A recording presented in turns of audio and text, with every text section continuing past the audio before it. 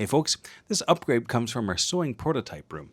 This small space is where our team sews new designs and stores materials that are used for making samples. Over the years, the room became pretty chaotic. There were fabric offcuts, samples in progress, and material stored in plastic bags and scattered all across the shelves. The people who worked in here understood where everything was, but the room itself was overwhelming and not up to the standard we wanted. So the team decided to completely reorganize it.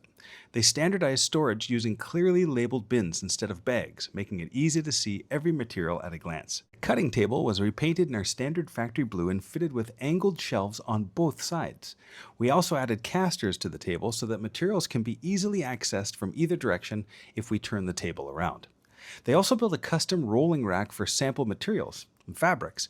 We added organized shelving for small sewing components like clips and grommets and rebuilt the webbing storage with everything clearly labeled and easy to reach. The result is a prototype room that's clean, organized, and incredibly easy to work in. Now the team can focus on developing new designs instead of searching and struggling for materials. Thanks so much.